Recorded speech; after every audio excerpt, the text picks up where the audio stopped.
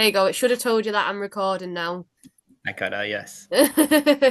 So we'll get straight into it.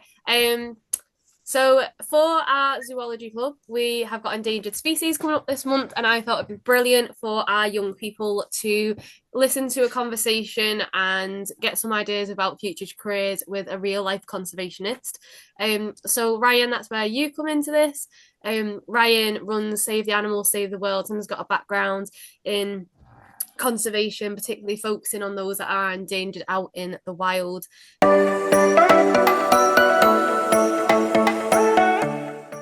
From our junior zoologists, they would love to know, how did you get into the job? It's a really good question. It's really difficult to answer. I started out as a baby. Uh, as a kid growing up in the 90s, I didn't know what the word conservation was.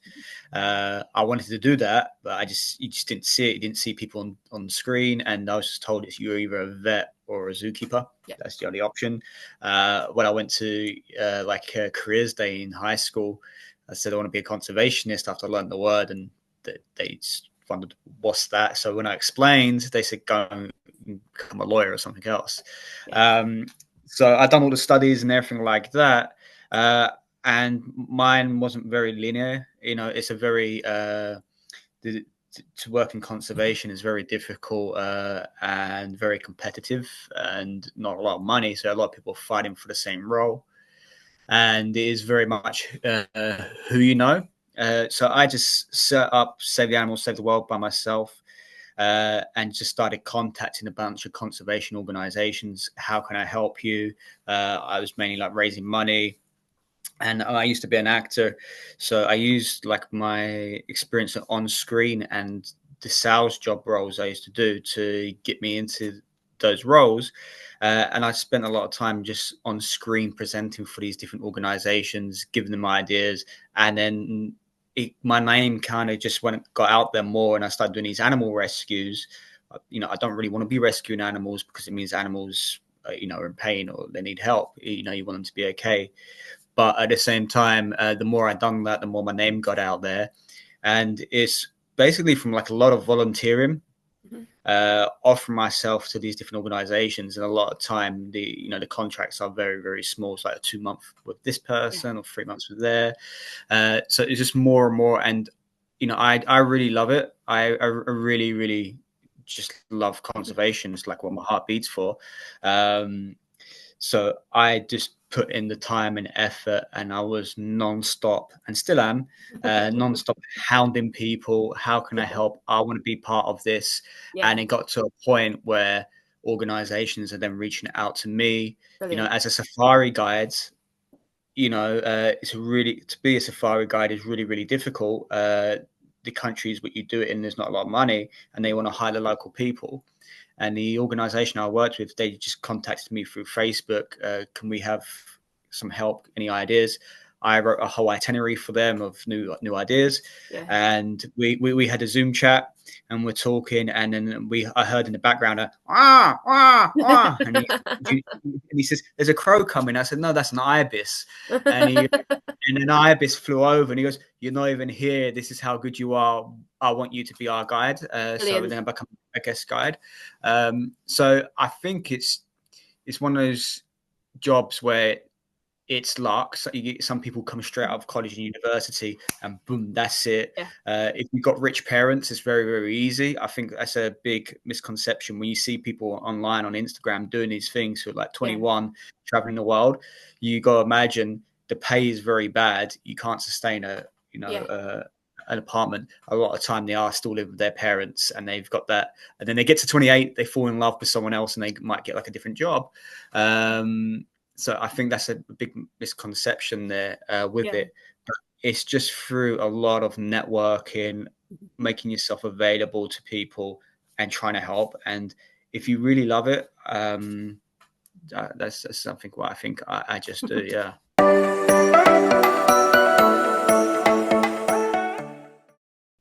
So I think from that we could definitely gather being proactive is so important.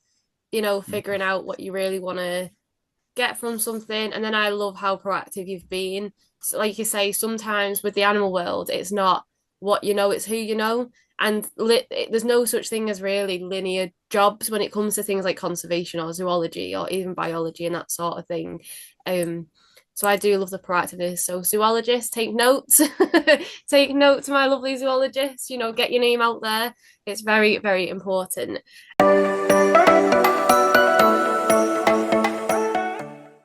Um, Oh, right. Okay. So, what animals have you seen in the wild? But I know from our previous conversation, we could chat about this for like a long time. So, I am going to limit it. I am going to ask what were the top two that you've seen because we're on a tighter limit today on Zoom. So, we're going from the whole world to three to the top two that you've seen when you've had these wonderful opportunities to go out, despite it being hard, despite you having no money at the end of it. What were those highlights of those animals that you've seen? Oh, top two. That is. I'm not making I, this easy. oh, I've seen so. I mean, there's some great notable, coming toe to toe with a giraffe in the wild, seeing lions in the wild, dung beetles, the noises of wildebeest, iguanas, trekking with gorillas and chimps. But I think the ones I have to go from like my emotions. I hate picking favorites. But seeing my first cheetah in the Masai Mara was, yeah, Brilliant. there's just something really beautiful about cheetahs. I mean, all cats are really beautiful. I love Yeah. seeing whether it's a leopard or a serval. But when you see a cheetah, you can see why the Egyptians like worship cheetahs, like why they love cheetahs so much. And it was just a female, and she was just like, the one thing with anyone goes on safari, everyone's really excited to see the cats. Most of the time, you're going to see a cat is asleep. Um, everyone's expecting a Yeah. hunt always, but they're usually sleeping. But she was just like laying there, and she was just so majestic, and it was really beautiful to see. I've got a tattoo of a cheetah on my forearm, Brilliant. um, so that was a really special moment. And then I'll say this is actually the greatest moment of my life was the orcas in the Arctic. Like, I'm not a fan of the cold, but it was the whole experience. I've probably told this story 100 times now when people ask. I've always had something for orcas. You grow up, watch Free Willy and things like that, and you have the music, and um, like I had to see them, and you fly to Tromso, and then you go like by two ferries like 3 hours further north to the Arctic, where Santa Claus lives and stuff. And it's the whole journey of putting on like the wetsuit, lubing yourself up with soap, and then you're on a speedboat going over like 3 meter waves, which is really dangerous. I didn't think Yeah. I was crazy, but they said like it's really, somebody broke their teeth on one trip, Yeah. someone broke their back, and you listen to Guns N' Roses and Spice Girls and stuff like that, and singing along, and it's hard. It's Yeah. freezing. It's Arctic, right? Um, and then you get in the water, and it's just overwhelming. They're so noisy. I mean, you got humpbacks making noises as well, Yeah. and the orcas are non-stop talking. Like, you just hear whistles and clicks. It's absolutely incredible.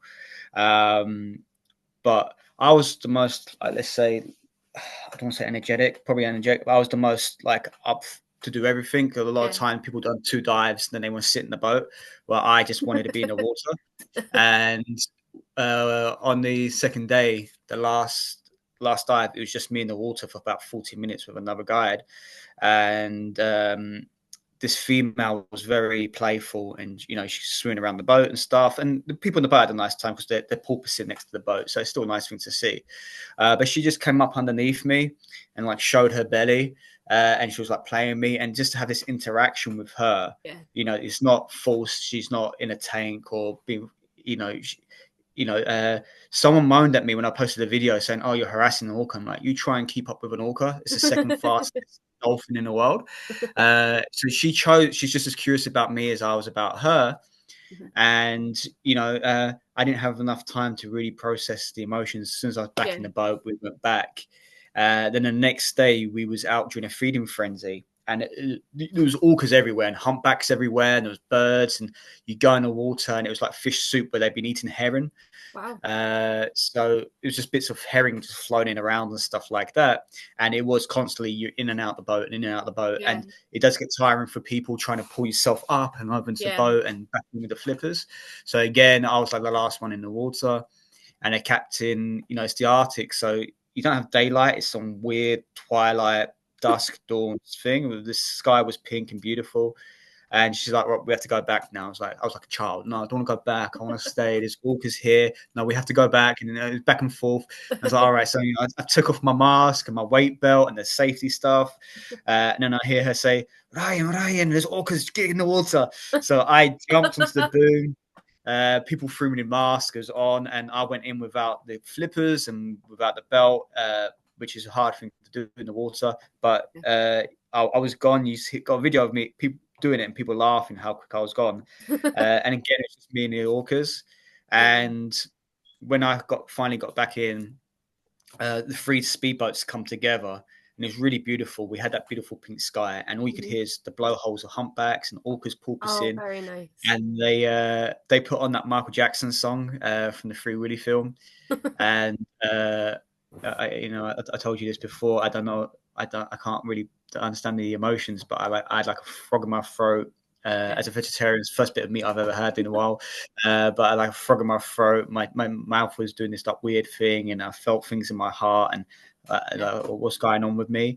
It was just so beautiful, and the nice thing as well was when we went back to land, there's all these tourists. Well, there's like 40 people there doing this stuff, and people I never met coming up to me like I got nicknamed the Orca Whisperer, but people were like, "Oh, I heard about how you was today, what you was like with the Yeah. orcas and stuff like that," and people found it really hard. I saw some people in the speedboat, they're like freezing Yeah. and find it really hard, and by the end of the week, they're like, it's my energy kind of got them. I was like, come on, guys, like in 1 week's time, you get back in London where it's miserable and grey. Come on, you're gonna see orcas, and people started, Yeah. when it was hard, they started to like come out themselves. So.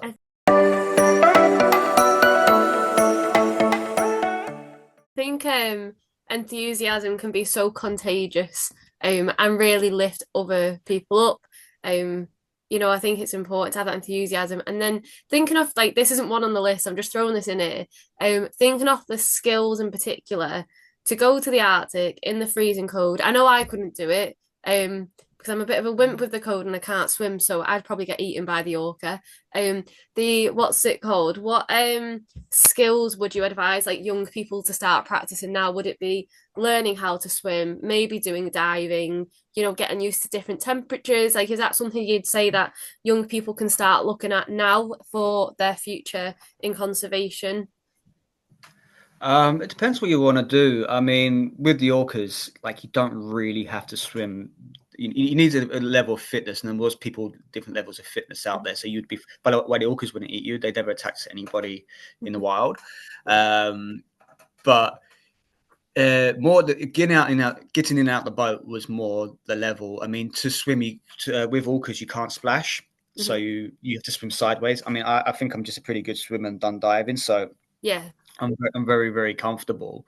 But it depends what you do and what you want to do in conservation. A lot of the places you do end up working, the temperatures can be extreme. You go out to Africa, it's like 40 degrees and things like that. Or, if you're climbing through the forests of Uganda to see gorillas, you are climbing underneath rocks. yeah, You have to wear gloves which get ripped up and stuff like that. So it really depends. I would say if you are going to be working out in the wild, keep yourself fit, and it's about mentality as well. yeah, I was with a guy. He's very, very muscular guy, but because his mentality was, "I'm so cold, I'm so cold, I'm so cold," yeah, he struggled so much. Whereas people who weren't as fit as him, let's say, yeah, who were just on it, they were completely comfortable. But I say mentality. I mean, I'm a bit nuts. So like, I work out about 3 times a day, and when it's 40 degrees outside on the odd day in England, I decide to go for an 8 mile run to push myself. yeah, I don't advise that. It's probably very unhealthy and stupid of me. But I would say if you are going to do that, is, a lot of the time it is long hours. You need, if you're going to go out there, uh, don't go to my level, but I would say try and push yourself at Yeah. home, get yourself working out. If you feel like you're doing press, it's mentality. If you're going to be doing press ups and you feel like you can't do no more, push yourself till your face falls to the ground. It's Yeah. about, because it does get quite hard out there.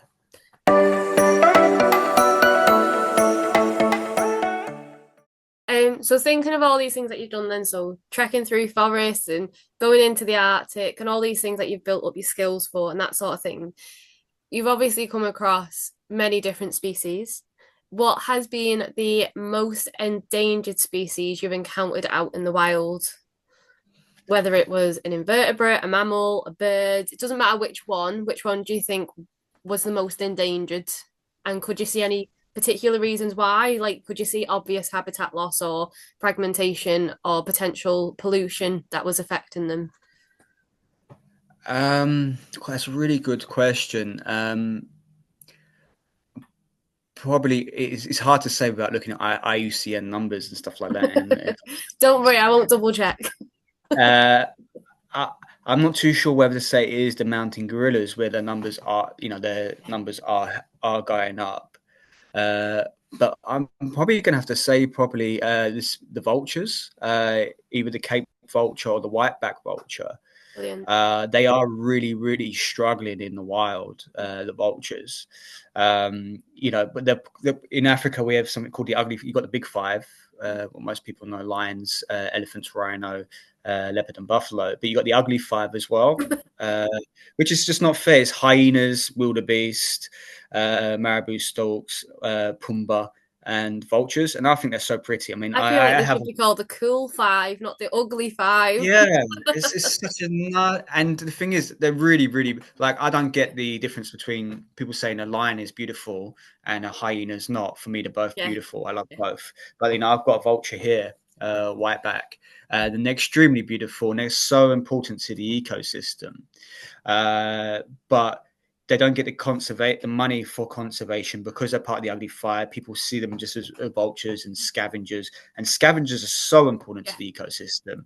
You could say they're just as important to the ecosystem as the predators, and everything has a role to play. Doesn't matter if you're a fly producing maggots or if you're a vulture or a wow, but they're extremely important. But you also have like local people who see them as demons, and then like local folklore. So out in Africa, obviously, if you know about vultures, they go really high in the sky. They use the thermals, and they can see miles and miles looking for carcasses and looking for hunts. Yeah. So the people believe that if they eat the eyes of the vulture, they're going to get like supernatural powers and give them so they then get clairvoyancy so they can see into the future. So Oh, what they're doing is these people, they are then laying out carcasses, they poison them, so then all these vultures come in and the vultures die, but then it also affects other animals like jackals, yeah. lions, leopards. Yeah. Then if the poison gets into the grass and stuff, it can affect, there's been mass deaths of elephants and things like that. But obviously it's affecting the vultures where you'll get something on one kill, over 100 vultures, they eat it, they die. And it's really, really unfortunate. Then they don't get the conservation value. And then there's also where they are, they'll feed on the carcasses of people's animals, livestock and Yeah. things like that. And then people think of them as demons. So I think vultures are really, really struggling. And you add in habitat destruction as well, and then climate change. So for the vultures to reach that height in the air, they need the air thermals, Yeah. and then you get, which is created by heat. So you'll see the vultures. They'll open up their wings, and it's kind of like a solar power to warm themselves up to get up in the air. But if it's too cold for them and you don't get those heat thermals, they can't get in the air. Yeah. And then if they can't get in the air, they can't feed. And then there's been conservation projects where they've had to go and just give meat out to the vultures Yeah. just to help them get their strength. So when they do have a hot day, they can fly. Are So I'll there probably say the vultures.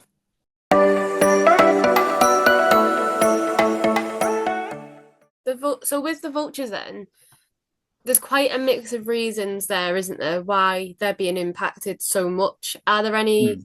education-based projects where, even though folklore can be so historic in a culture and a country and that sort of thing, are there any educational projects to teach like the local people that those abilities aren't something that would happen from eating the eyes? Are there any like what's the current impact or conservation efforts that are being done to protect other than putting the food out and giving them the opportunity to feed on unpoisoned food? You do have, your educational facilities. You have a lot of rehab places and breeding facilities, and they try and bring local schools. But you go into some areas where schools are cut off. Yeah, Local villages are, it's not like here, like your local school can go down to your local zoo. yeah, There's, I think every school in England is at least like 30 minutes to an hour away from some zoo for yeah. educational facility. Out there, it could be like you're 2 hours away, 3 hours away, Wow. on dusty roads, and they don't have a lot of money. Yeah, But you do have these facilities, but obviously the facilities themselves are struggling to make money as well. Uh, I think one of the biggest what can help is tourism, because if you take tourism, you get people paying thousands of pounds to go, or thousands of dollars, whatever it is, to go and see yeah, these animals in the wild. People want to see them, and then that brings in, you need your safari guides, but it's not just the guides. It's your drivers, the people who are hotel staff, dancers, farmers, butchers, Uber drivers, pizza delivery. Like a whole infrastructure is yeah, created around the ecotourism, as long as it's done responsibly. yeah, So then you teach the people the value of these animals being alive, that they yeah, are able to profit more of these animals being alive than being dead. yeah, That is something where, a lot of the best anti-poachers we have, and the best animal trackers we have, and the best safari guides are either ex-poachers themselves, or their parents, or usually it's wow, their fathers were ex-poachers as well. I've met yeah, guides like, oh yeah, my dad was a poacher, then he changed and his son became a guide, and brilliant, uh, but it is, trying to convince someone of a culture, who does believe that. It's the same as trying to, I'm not saying any religion is right or wrong, but it's like yeah, you going into a church and saying to the church of, faithful believers, yo, Jesus wasn't real. I'm not yeah, saying he wasn't real. I'm just saying that hypothetically. yeah, It's that same sort of principle. And, it may seem ridiculous to other people, but, eating eyes is mhm, going to give you clairvoyancy.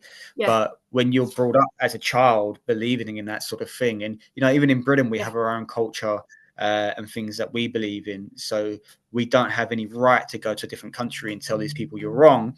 But obviously, it's causing extreme decline in vultures out there.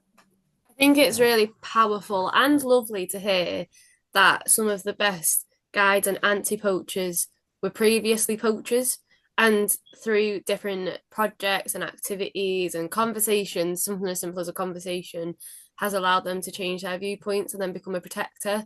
So that's really nice to hear that there's an impact from education and talking and conservation, and it's impacting the people who probably people may have never felt they would ever change their opinion, and they have, and they're there now protecting. So that's really nice to hear. Um,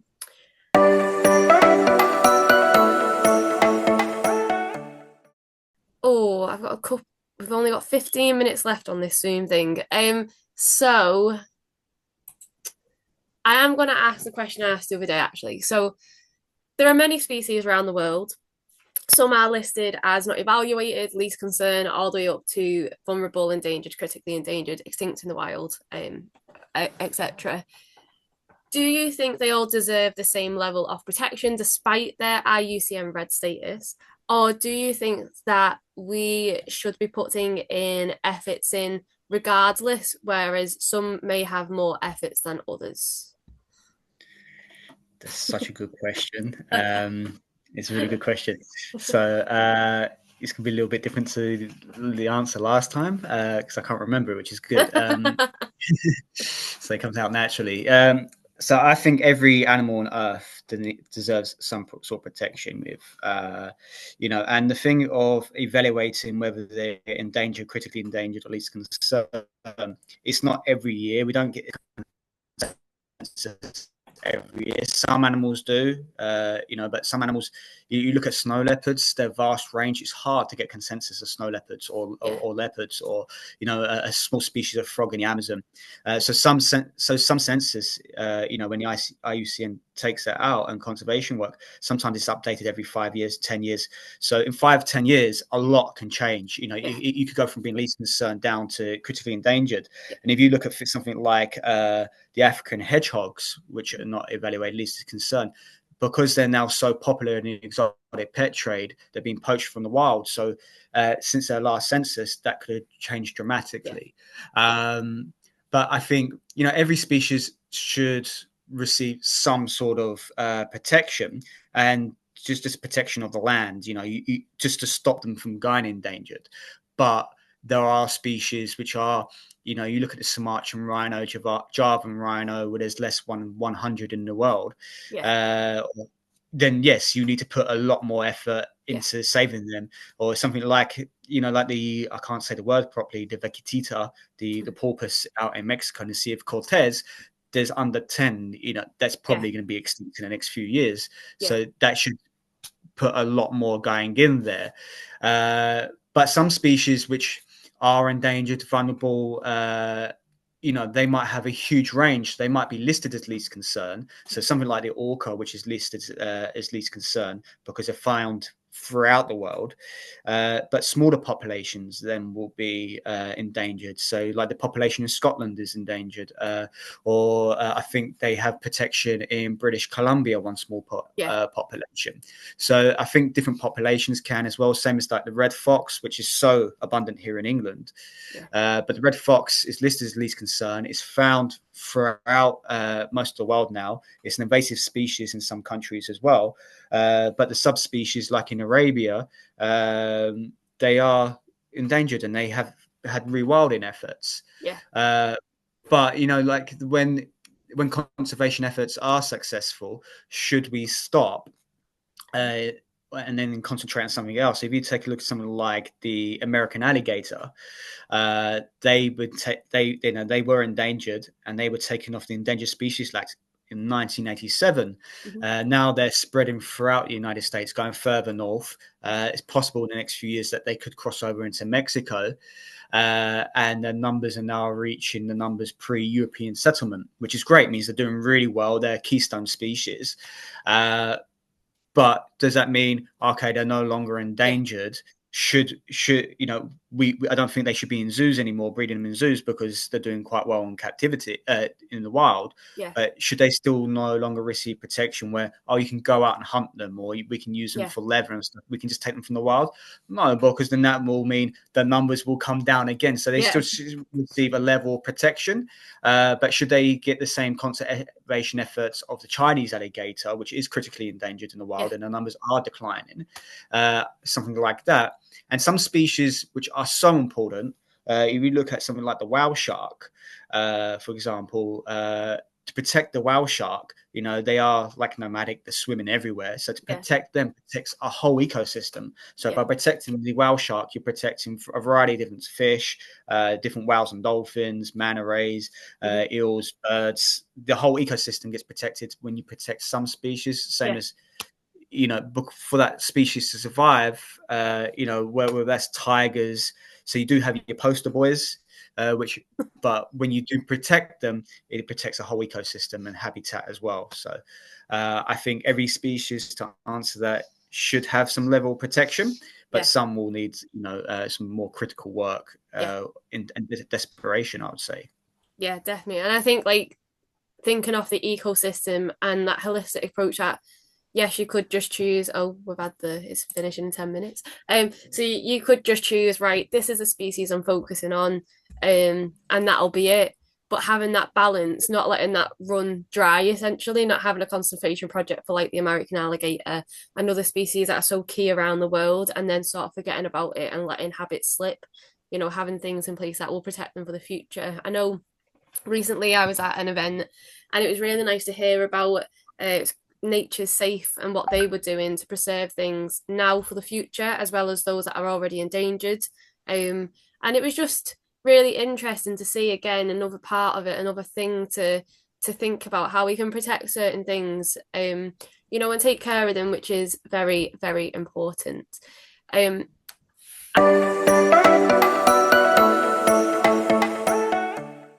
I'm not going to ask any more questions because otherwise, I've got a feeling we'll just get cut off on this. But I do want to say a huge thank you on behalf of our Animal Teach Zoology Club. It's something that I love to teach the younger people and our future generations is showing the opportunities that are out there, especially when you're proactive. If you want something and your heart's set on it, go for it. And also showing the different types of things that they could go into, whether it be conservation, whether it be zoology, whether it be veterinary, or whatever that their passion may be. There are people out there that they can lean on and talk to and figure out more. We know that you run Save the Animals, Save the World. So we run a little shop at our zoology club, and to thank you for your time, we're going to give you a proportion of our profits. So our club's at the 27th, and that can go towards the lovely animals that you rescue. And I agree, it means they're coming from a not a good place sometimes, but at least they're going to somewhere nice. So we're going to give you a little bit towards that to help Thank you. feed the jackdaw or whatever you may have. Whatever you may have at that time, so we'll get that sent over as well. So thank you very much for this. I mean, I've loved talking. I could talk about especially all like the species that you've been out and seen for like a whole week, to be honest. But I know the zoologists are going to love it. Our youngest all the way up to our teenagers. So thank you. Thank you. I appreciate it. One thing I would like to say before we get cut off Yeah, is you mentioned about the different jobs, zoology, veterinary, yeah, but any job anyone has can be part of conservation. The job what yeah, comes up most is being a chef, but they need accountants, they need drivers, yeah, they need pilots. Whatever your job is, you can still be involved in conservation. You don't have to be climbing through bushes or living in the wild if that's not your thing. It's not yeah, for everyone. yeah, Data analysts, anything like that. There's a lot more smarter lawyers and stuff like that, a lot more yeah. smarter people than me working conservation. So it is for everyone. But yeah, thank you so much, for the donation. It just helps rescue other animals. Lovely. Thank you.